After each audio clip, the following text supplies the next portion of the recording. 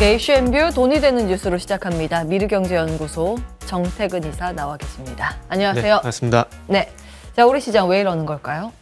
아, 벌써 이렇게 시작하나요? 예. 네. 저는 개인적으로 이유가 없다라고 봐요. 이유가 없다? 그게 무슨 얘기냐? 그러니까 근데 굳이 그럼에도 불구하고 이유를 갖다 붙이게 되면은 자, 잘 보세요. 시장이 빠진다라는 건 올라갔다는 얘기거든요. 네. 그러면 시장이 뭐 때문에 올라갔을까요? 11월 달, 12월 달? 금리나 기대감. 이래가지고 금리나 수혜주들이 11월 달, 12월 달 움직였잖아요. 예. 대표적인 게 태양광, 풍력, 자동차, 바이오. 맞잖아요. 예. 근데 1월 달에서 분위기가 바뀌었어요.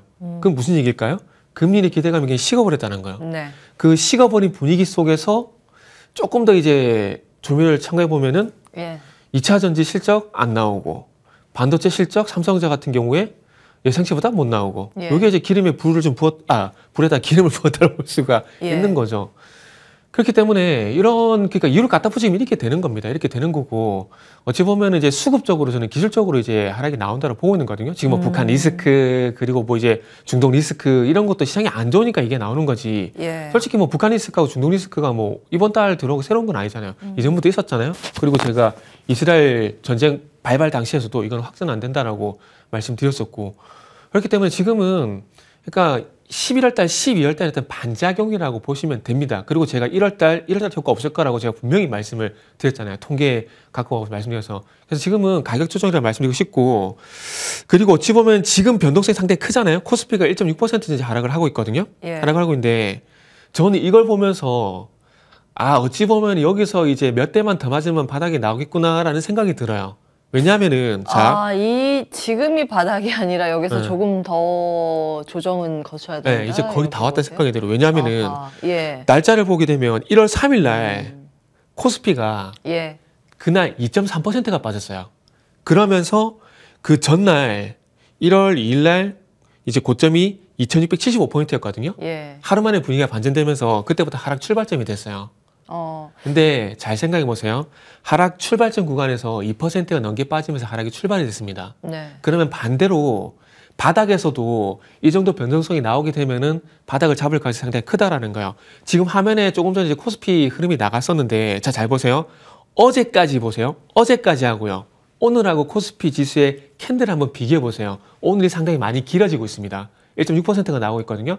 그러면 제가 시장을 볼 때 그 하락 끝자락의 신호를 보는 게 대표적인 여러 가지가 상당히 많은데 지금 화면을 보시면은 지금 보세요.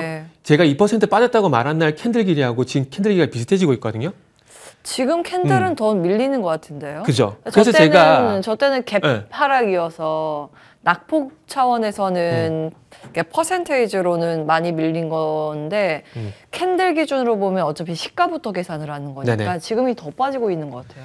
캔들 길이를 보게 되면 비슷해요. 저 갭까지 메워가지고 캔들 길이가 비슷하거든요. 갭까지 계산을 하면. 그래서 지금 저 화면 제가 왜 계속 제가 반복을 하냐면은 코스피 지수를 각오를 한번 돌려보세요. 하락 끝자락에서 변동성이 커지는 구간이 있었거든요. 그 구간이 바닥에 나온 경우가 상당히 많았습니다. 그런데 지금도 코스피 지수 같은 경우에 1월 3일 날 2.3% 하락하면서 하락 출발이 됐거든요. 그럼 반대로 바닥도 2% 넘게 하락이 나오는 구간이 나오게 되면서 바닥을 잡을 가능성이 높아요. 그렇기 때문에 지금은 그 심리 흔들리지 마시고요. 심리 흔들리지 마시고 차라리 반대 관점에서 보시는 게 저는 좋다라고 봐요. 그래서 지금 주식시장 보시지 마시고 차라리 주변에 서점 가셔가지고요. 심리학 책 같은 거 볼 수 있으면 찾아가지고 하나 보세요. 저는 차라리 그거 보는 게 지금 시장에서 도움이 된다라고 봅니다. 그래서 지금은 제가 볼 때는 흔들릴 구간은 아니라고 봐요. 네. 자, 속보 나오고 있습니다. 지금 저도 처음 보는 거라서 윤 대통령이 공매도 부작용 차단 조치 구축 전엔 재개 안 해. 이거 예전에 했던 얘기인데. 혹시 윤석열 대통령이 지금 한국거래소 와 있나요? 그거는 잘 모르겠는데 제가 이제 서대문에서 마포대교 넘으면서 이렇게 여의도 오면서 뭘 봤냐면은 그 사이카 있잖아요. 쫙 깔려 있더라고요. 근데 제가 의경 출신에서 아는데 그게 쫙 깔려 있을 때는 누구 높은 사람이 지나간다는 얘기예요. 그래서 한국거래소에 누가 오나? 제가 그 생각을 하고 왔었거든요. 방문을 해서 방문해서 아마 저 얘기 했을 가능성이 있을 것 같아요. 왜냐면 이게 새로운 내용이 아니라 그동안 지속적으로 했던 내용이라서 아마 지금 시장이 크게 밀려서 뭔가 심리를 안정시키기 위한 발언일 수도 있겠다는 생각도 들고요. 모르겠어요. 윤석열 대통령이 그건 아닌 것 같아요. 그건 아니에요. 아닌 것 같고 그냥 오늘 모르겠어요. 한국 거래소를 방문했는지 아닌지 모르겠는데 제 그 의경생활 추측상 이렇게 사이카가 깔려 그 한국 거래소가 마포대교부터 한국 거래소까지 이렇게 사이카들이 깔려 있더라고요. 경찰들 네. 많이 깔려 있더라고요. 그래서 경험상 이렇게 많이 깔려 있는 건 누가 높은 사람이 온다는 얘기인데 그렇죠. 그게 윤석열 대통령이지 않나라는 생각이 추측이 있겠죠. 되는 거죠. 예, 시장으로 다시 들어갑니다. 네. 이거는 개장 전에 이제 중계하면서 오늘의 굉장히 중요한 네. 핵심 포인트를 저는 환율로 잡아서 정리해드렸거든요. 그 어제 종가 기준으로 11원 급등을 하면서 달러당 네. 원화 가격이 1,330원 위에서 맞췄습니다. 근데 오늘은 지금 1,340원까지 테스트 들어가 있는데 네네. 이 수치만 보더라도 작년 11월 2일 이후 최고치입니다. 맞아요. 그러니까 이게 많이 뛴다는 건 그만큼 달러에 비해서 우리나라 원화의 가치가 떨어진다는 걸 의미하겠죠. 네네. 그러니까 우리나라 원화의 가치가 떨어질 만큼 한국의 리스크가 있다라는 것으로도 해석 가능합니다. 세 가지 명분으로 저는 좀 정리를 아침에 해드렸는데 크게 매크로적으로는 중동 리스크 부각 지금 홍해를 중심으로 후티 반군이랑 미연 연합국 충돌 우려감이 고조되고 있죠. 보도가 여러 가지가 이제 나오긴 하는데 아직 전면전은 아닙니다. 그러니까 이 우려감. 또 한 가지는 앞서서 금리 말씀 주셨지만 미국도 그렇고 유럽도 마찬가지고 지금 관련해서 위원들이 매파적인 발언을 합니다. 그게 진 본심인지는 알 수 없습니다만 시중금리가 미리 일찍이 올랐기 때문에 그걸 이제 잠잠하게 시키기 위한 심리적인 조치일 수도 있습니다만 어쨌든 최근 들어서 조기 금리 인하 기대감을 차단시키려는 노력들이 연준 위원들을 중심으로 나오고 있습니다. 거기다 플러스 해가지고 제가 봤을 때는 연준 위원들이 네. 금리에 대한 방향성 주도권을 시장에 뺏기고 싶지 않은 거예요. 여러 가지가 있겠죠. 삿바 싸움도 있었을 수도 있고요. 일종의 사실은 근데 시중금리가 미리 움직이게 되면 그 중앙은행에서 컨트롤할 수 있는 룸이 좀 적기 때문에 그런 부분도 좀 있지 않을까. 그렇죠. 그냥 그래서 그게 결국엔 주도권이라고 제가 말씀을 드리는 거예요. 맞아요. 그리고 유독 글로벌 증시에서 우리 증시가 약한 이유 가운데 하나가 이제 북한 도발에 따른 지정학적 리스크 이 부분도 있지 않을까. 왜냐하면 지금 러시아 증시도 의외로 그렇게 안 빠지고요. 이스라엘도 마찬가지고 그 미국도 사실 이건 이제 미국 이슈이기도 하잖아요. 근데 미국 증시가 간밤 밀리긴 했습니다만 그렇게 많이 안 밀려요. 지금. 우리 시장이 G20 국가에서 지금 연초 대비했을 때 최악의 성적표를 내고 있습니다. 꼴찌입니다. 어제 뭐 정리해드렸지만.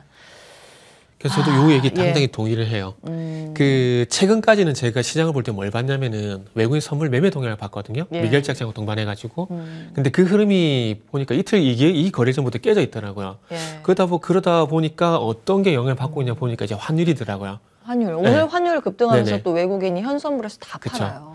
매도를 하고 있는 상황인데 저는 시장이 안 좋으니까 이것도 보이고 이것도 보인다 생각하거든요. 그래서 그러다 보니까 저는 이게 제일 크다라고 봐요. 이게 제일 큰 맥락. 1월 달부터 지금 어쨌든 환율이 1280원에서 1340원까지 올라왔거든요. 1월 달에. 그러면 1월 달에 환율이 이렇게 올라왔다라는 것은 요 두 개보다는 요거의 가능성이 상당히 높다는 거죠. 그럼 핵심은 이거네요.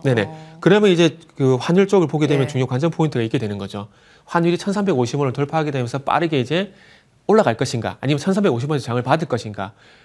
제가 조금 전에 코스피 시장이 오늘 변동성이 커지고 있는 부분들이 이제 하락 출발선 변동성이 컸었기 때문에 하락 끝자락에도 변동성이 클 가능성이 높다는 걸 말씀드렸는데 시장의 어떤 끝자락과 환율의 저항대가 같이 나타날 가능성이 상당히 높다라고 봐집니다. 그렇게 본다면은 오늘부터는 코스피 지수 환율을 같이 보는 게 일단은 맞다라고 생각이 들고요. 그리고 제가 봤을 때는 화면 넘어갔네요. 제가 봤을 때는 그래서 조금 전에 이제 오인젠 그 세 가지 이제 그 가정을 좀 가능성을 제시하셨는데 제가 볼 때 위에 거 두 개는 아예 무시하라는 게 아니고 요 두 가지는 저 개인적인 생각에는 시장이 안 좋으니까 도드라지는 것들이고 가장 원초적인 이유는 가장 아랫단에 있었던 부분들이고요. 그리고 시장에 대해서는 제가 맞출 수 있을지 못 맞출지는 그건 지켜봐야 되겠지만 제가 분명히 10월 달에도 11월 달 돌아설 것이다. 12월 달 같은 경우도 1월 달 효과 없을 것이다. 그러니까 제가 그런 것들을 감히 과신하면 안 되지만은 시장에는 반드시 원인이 있습니다. 올라갈 때 올라가고 원인이 있고 하락하면 하락 원인이 있는 거거든요. 그러면서 시장에 어떤 현상들이 분명히 있어요. 그런 현상들을 이제 그동안 이제 데이터를 만들면서 봐왔을 때 지금의 어떤 시장 변동성이 코스피 코스닥 양시장보다 1% 넘게 하락을 하고 있지만은 이런 변동성들이 저는 오히려 이제 반갑다는 생각이 들어요. 뚱딴지같이 이게 무슨 소리냐 할 수가 있겠지만은 예. 제가 다시 말씀드린데 과거로 갔을 때 시장 끝자락에서 어떤 현상들이 나온지를 한번 잘 보세요. 그 중에 하나가 시장의 캔들의 그 변동성이 커지는 캔들의 길어지는 현상이 나왔거든요. 한번 잘 보세요. 그것도 한번 공부 삼아 지금 시장 상황에서 그런 공부 삼아 보시면 앞으로도 도움이 되실 것 같아요. 자, 논리적으로 시장을 좌우하는 건 지금 핵심 키워드는 네네. 금리라는 네네. 기준금리의 움직임이라는 점이고, 오늘 중국에서 중요한 데이터 한 4가지 발표인데 지금 GDP 중요하죠. 나오고 있습니다. 속보입니다. 중국의 4분기 GDP 작년 같은 기간에 비해서 1% 성장을 해서 연율 기준으로 작년 5.2% 성장을 했다는 내용입니다. 중국 12월 소매 판매 나오고 있습니다. 소매 판매 중요하죠. 7.4% 찍었네요. 예상치를 60bp 하회했습니다. 0.6% 하회했다는 거고. 좋지는 않게 나왔네요. 12월 실업률 나옵니다. 5.1% 예상치 10bp, 10베이시스 포인트 상회. 실업률은 높고 경제 상황이 중국은 안 좋게 나옵니다. 예상했던 것보다 더 안 좋다는 내용이죠. 그리고 하나, 요까지요? 예, 여기까지네요. 왜 웃으세요? 그러니까 속보 저도 이제 지금 들어오는 자막 보고 반응이 웃겨서요. 중국 리스크도 사실 한편으로는 우리 시장에 영향을 미치고 있죠. 중국 경제가 생각보다 이 침체가 좀 장기화되는 상황이고, 뭐 실업률 문제도 있습니다. 그리고 뭐 부동산 문제도 중국이 먼저 우리나라보다 좀 적신호가 켜지기도 했고. 홍다부터 해가지고 쭉. 예. 그래서 시장에서는 그 증권가, 뭐 IB 다 중국에서 조금 더 강력한 금리 인하 정책이나 경기 부양 카드를 꺼내지 않을까라는 게 작년 네네. 말부터 있었는데 아직까지는 미온적인 태도라서. 가능성은 얘기는 중국보다 꾸준히 나오더라고요. 그렇죠. 홍콩은 물론 그 부동산의 본진이기 때문에 많이 빠지지만 네네. 중화권 번진 상하이 종합주가지수 보면 별로 안 빠져요, 우리에 비해서. 그런 거 보면 좀 서럽기도 하고 그렇습니다. 그렇죠. 뭐 코멘트 있으시면 중국 말씀 주시고. 아니 없어요. 없어요. 중국은 아직까지 관심이 제가 없어가지고. 아니 그러니까 이게 핵심이다. 그러니까 무시하는 게 시장에, 아니라 시장의 어떤 지금 영향력의 측면에서 봤을 때 중국이 우리나라에 주는 영향력이 조금 낮다라고 판단이 들다 보니까 중국 같은 경우는 이렇게 코멘트까지 들어가면서 이렇게 뭐 브리핑할 부분은 아직까지 없다라고 좀 생각이 들어서 이렇게 말씀드리고 싶네요. 알겠습니다. 자, 시장이 뭐 여러 가지 명분 사후적으로 사실 해석을 하는 측면이 있기 때문에 원래 이제 그런 성격을 가지고 있죠. 그래서 이 두 부분은 그런 측면에서 과하게 좀 반영이 되고 있고 금리 인하가 시장과 연준의 그 간극이 메워지게 되면 어느 정도 시장의 하락은 멈추게 될 텐데 이제부터는 역발상 전략을 준비하는 시점으로 기술적으로 분석을 해주셨습니다. 그리고 마법의 단어 있잖아요. 선반영. 네, 아시네요. 선반영. 네. 선반영 늘 모든 게 선반영이죠. 악재도 호재도 사실은 그쵸. 시장은 미리 영원한 건 끌어다가 없기 때문에. 선반영을 시키기 때문에. 자, 그러면 지금부터 역발상 전략으로 접근을 하자는 시각이기 때문에 그쵸. 지수로 봤을 때는 코스피는 어느 정도까지 보시는지 밴드 때 좀 잡아주시면 좋을 것 같고 그때 먼저 봐야 하는 섹터는 뭐라고 보시는지도 궁금합니다. 저한테 가장 어려운 걸 또 주문을 하시네요. 일단은 기술적으로 보시니까 제가 이제 밴드를 저 개인적으로는 시장이 하락이 시작할 때부터 일단 2,500선은 하락을 하겠구나. 그리고 2,500선 아래 구간에서는 이제 저가 매수가 가능하다라는 판단을 좀 했습니다. 이게 정확하게 2,420, 2,380 이렇게 찍어야 되면 저도 좋겠죠. 근데 저를 방송 보신 분들은 아시겠지만 저도 10월달 같은 경우에 이렇게 말씀드리고 시장이 좀 더 많이 빠졌었거든요. 100포인트가 더 빠졌었어요. 그렇기 때문에 그 부분이 참 해야 함에도 불구하고 참 쉽지가 않습니다. 쉽지가 않은 상황이에요. 그래서 지금 부분에서 한번 예측을 해보자면은 일단 2,400선 일시적 이탈까지는 열어두시는 게 차라리 마음 편하지 않을까라는 말씀 좀 드리고 싶고 코스닥 같은 경우는 이제 840포인트 정도인데 이 부분도 이제 한 830포인트 일시적인 이탈 이렇게 보시는 게 참 차라리 마음이 편하지 않을까 생각이 듭니다. 그러면은 금리 인하에 대한 기대감이 식어버리게 되면서 지금 시장이 식어버리면 시장이 식은 거잖아요. 그래서 업종도 마찬가지 식어버리게 된 거고요. 그러면은 안 합니다. 일단은 반도체 무조건 일단 봐야 되는 부분들이고, 그리고 금리 인하가 어쨌든 악영향이 좋기 때문에 그런 부분을 보게 되면 바이오 섹터라든지 이런 부분들을 동반적으로 보시는 게 좋을 것 같아요. 그래서 반도체하고 바이오하고 그다음에 이제 뭐 모바일 게임도 아마 반등이 나오지 않을까 생각이 드는데, 일단 큰 두 축만 말씀드릴게요. 그냥 반도체하고 바이오 큰 두 축 요 두 가지만 좀 말씀 먼저 드릴게요. 좋습니다. 네네. 제가 지금 휴대폰을 딱 들었더니 윤석열 대통령이 거래소 방문 맞대요. 맞아요? 예, 거래소 방문해서 국민과 함께하는 민생 토론회 참석을 했다고 합니다. 그래서 이제 지금 송보가 나오는 누가 오는 것 같더라고요, 오다 보니까. 시장의 영향력은 크지는 않다. 이렇게 정리를 해드리고, 자, 시장 역발상 전략을 준비하는 마음으로 봤을 때 금리에 민감하게 반응을 시킬 수 있을 만한 반도체와 바이오에 주목하셨습니다. 바이오 관련해서 오늘 낙폭이 좀 심하잖아요. 그래서 사실은 바이오라고 하면 범위가 너무 크기도 하고 옥석 가리는 게 쉽진 않기 때문에 어떤 포인트로 접근을 해야 되는지 의견 주신다면요. 바이오 쪽 같은 경우는 일단은 지금 뭐 확실한 건 셀트리온을 좀 보시라고 말씀을 드리고 싶어요. 셀트리온. 네, 보라고 말씀드리고 싶고, 지금 이게 바이오를 이렇게 군집을 잡아서 말씀을 드려야 되는데, 이게 비만 치료제 그리고 뭐 유전자 가위 이렇게 각계 전투, 소위 말하는 각계 전투를 하고 있는 상황이라 가지고 어느 쪽에 튈지는 좀 지켜봐야 될 것 같아요. 그런데 확실한 건 이제 그동안 누누이 이제 블록버스터 신약 이런 부분들을 말씀을 드렸던 부분들이 있다 보니까 어찌 보면 이제 셀트리온을 대장으로 일단 먼저 필두를 봐야 되지 않을까 생각 좀 들고, 개별 종목들 같은 경우는 죄송한데 저도 시장 반응을 보고 판단을 해야 될 것 같아요. 보고 판단을 해야 될 것 같고, 그러다 보니까 이제 셀트리온 쪽을 말씀드리고 싶고, 그리고 유전자 과학에 관련돼 가지고 이쪽을 좀 보는 게 좋지 않을까 생각이 들거든요. 화면에 나가는 마크로젠 같은 경우도 한번 보셔도 된다는 말씀드리고 싶어요. 그래서 참 이게 종목을 찍어드려야 되는데, 오늘 바이오 같은 경우는 제가 생각을 안 하고 있다가 질문을 받아가지고 지금 딱 급하게 안 찍어주셔도 돼요.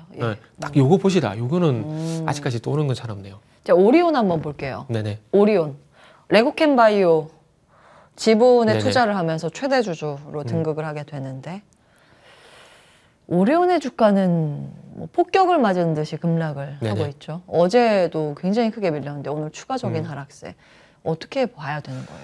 요거는 이제 여러 가지 분석들이 많이 나올 건데 우리가 결과론적으로 이제 결과만 보고 일단 얘기를 해야 되거든요. 자, 지금 화면에 보시듯이 바이오 업체를 레고캠 바이오라는 회사를 인수한다는 얘기가 나왔음에도 불구하고 주가가 저렇게 상승이 아니라 하락으로 갑니다. 특히나 이제 M&A 이슈 같은 경우는 잘 아시다시피 얘기가 나오게 되면 피시되는 기업의 주가가 급등하는 게 상당히 보편적으로 나온 거거든요.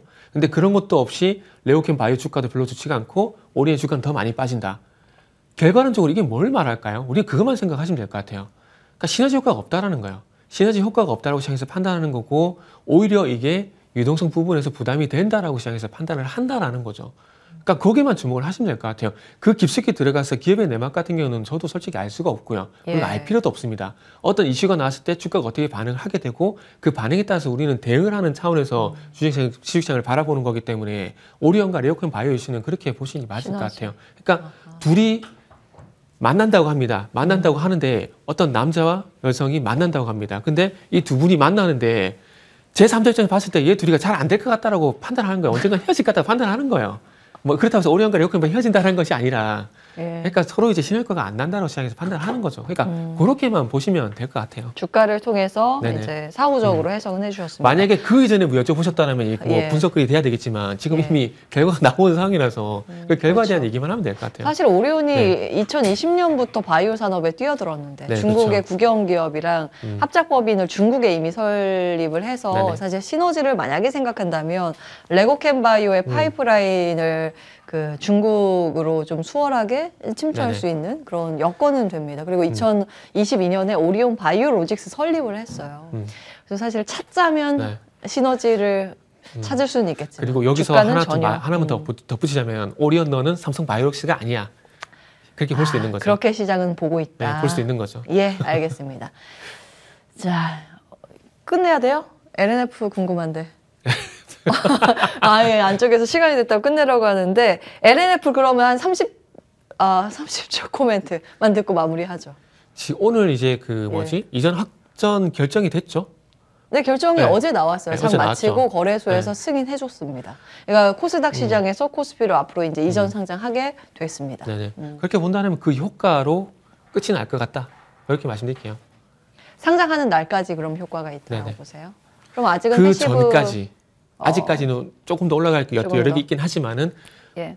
그 기간이 지금 왔던 것 대비해서는 짧을 가능성이 높다. 오케이, 여기까지 네. 하겠습니다. 미래경제연구소 정태근 이사와 함께했습니다. 말씀 네, 고맙습니다. 감사합니다.